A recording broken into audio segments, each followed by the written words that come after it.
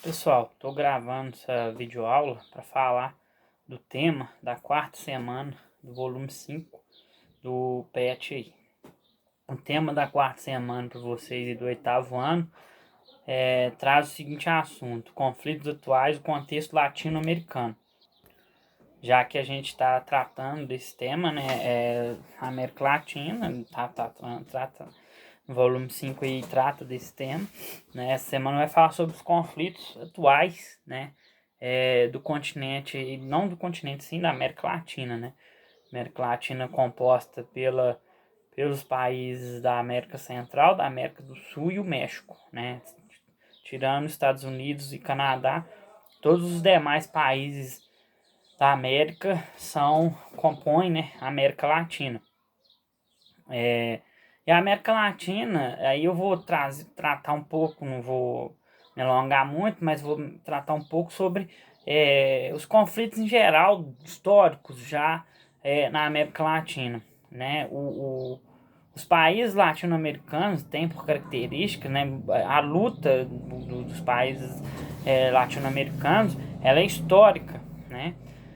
Desde a colonização, né? Os países latino-americanos lutaram, né, muito, guerrilharam muito para conquistar a sua independência dos países que os colonizavam, né?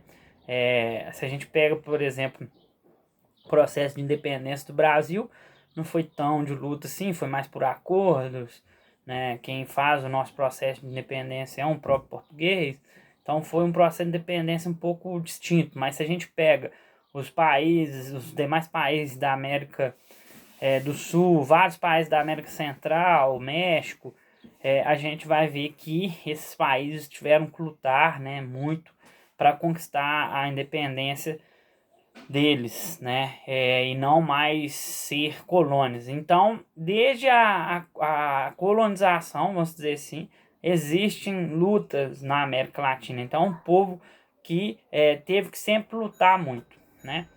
Depois que passa o processo de colonização, que esses países se tornam independentes, vários países vão traçar guerras uns com os outros, principalmente por questões fronteiriças, por disputas territoriais, né? O Brasil já traçou guerras com a Bolívia, né? Com o Paraguai, inclusive o Brasil, na guerra que o Brasil traça com o Paraguai, o Brasil acaba praticamente com a economia daquele país, com o desenvolvimento que o país tinha na época. O Chile com a Bolívia, que é um conflito que ainda é atual, porque ainda está sendo analisado, né, na ONU, né, pela Corte Internacional de Haia, né? Esse é uma tensão que se dá por conta do Chile ter tomado, né, abdicado de terras da Bolívia, né? Inclusive deixou a Bolívia hoje em dia, basta vocês observarem, a Bolívia não tem saída para o mar, né? O Chile pega o litoral boliviano, né? As terras que eram do litoral boliviano, cerca de 400 quilômetros contínuos de litoral aí que Bolívia perdeu, né, durante a Guerra do Pacífico em 1879, e esse é um conflito que ainda está sendo estudado e julgado pelo Tribunal de Haia até hoje, né? A gente tem tensões entre México e Estados Unidos, né? Essas tensões, quando se deu as disputas territoriais pós-colonização, os Estados Unidos ele vai tomar vários territórios aí do México, né? Na fronteira, principalmente na fronteira mexicana ali, né? O estado hoje do Texas era um estado que pertencia ao México, hoje é dos Estados Unidos, né? Então tiveram conflitos que os Estados Unidos toma territórios do México, então também não é um conflito tão atual. O conflito atual que se tem entre o México e os Estados Unidos, ele se diz respeito, né, à questão fronteiriça e da imigração, né? O México ele é usado não só por mexicanos, mas por outros, por pessoas de outras nacionalidades, da América do Sul, né, da América Central, de outros lugares do mundo também, usam o México para migrar para os Estados Unidos, né? E aí existe esse conflito entre os dois países. Inclusive, o atual presidente dos Estados Unidos aumentou um muro que já existia lá, um muro que separa a fronteira do México com os Estados Unidos, né, para evitar que continue essa migração aí de pessoas para os Estados Unidos, né? Então o conflito ele se dá muito por conta dessa questão, né? Uma questão fronteiriça, onde ultrapassa vários imigrantes e os Estados Unidos não vê isso com bons olhos. Mas em contrapartida, por exemplo, em âmbito econômico, os dois países, né, fazem vários acordos, né? Então a tensão ela se dá muito só nisso.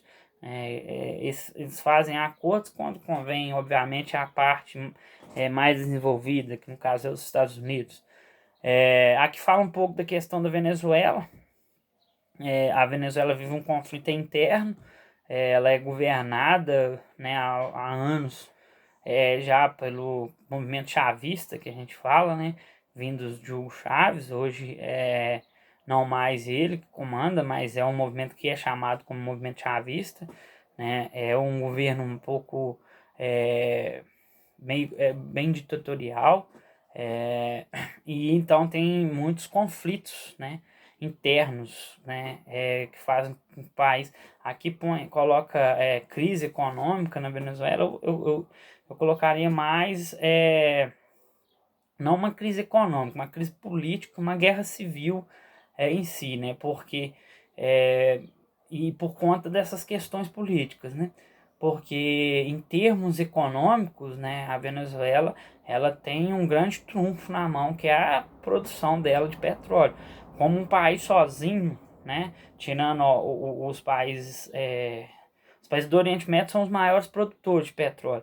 Só que eles são mais de um país. Um país sozinho, se contar um país só sozinho, a Venezuela é a maior produtora do mundo, né? Então, crise econômica, falar de crise econômica, eu acho que é mais uma crise política, de guerra civil, né, disputas políticas dentro da Venezuela. Tem um governo que se arrasta por muitos anos, é um governo ditatorial, a oposição é bastante entreguista e corrupta também, né, a oposição ao chavismo, né, ao atual presidente, que é o Nicolás Maduro. A oposição a ele, ela é muito entreguista. Quando eu falo entreguista, é uma oposição que quer entregar muitas riquezas, principalmente o petróleo da Venezuela, nas mãos dos Estados Unidos, né? E o Nicolás Maduro e o chavismo em si, né, nunca permitiu isso, e nesse ponto eles estão certos, né? Tem que proteger a riqueza de um país, tem que ser protegido por ele mesmo, e ele tem que ser o maior, quem mais lucra com aquela riqueza, e não outros países, né? Os Estados Unidos ele tem esse viés bem imperialista de querer comandar vários países, principalmente na América, né? Só que é um governo, o atual, o governo chavista, e o Nicolás Maduro, que é um governo, né, vindo do Hugo Chávez, né, da mesmo partido, é um governo muito ditatorial, né? Então isso promove várias guerras, né? Civis principalmente. A Bolívia, né, não está no material de vocês, mas a Bolívia, o ano passado, sofreu um golpe político, um golpe de Estado, né? O presidente da Bolívia, que era o Evo Morales, sofreu um golpe, e teve que, inclusive, fugir para a Argentina. Ele foi uma fuga política mesmo, né? E agora esse ano, inclusive, teve, esse final de semana que passou, teve eleições lá novamente, e o partido do Evo Morales ganhou as eleições. Isso só comprova como que foi um golpe, o ocorrido na Bolívia ano passado. Então é um país que vive uma tensão interna também muito grande para essas questões, né? O Brasil também não é diferente. Desde 2016, né, quando se tiram a presidenta Dilma, de lá para cá a gente vive uma turbulência política muito grande também.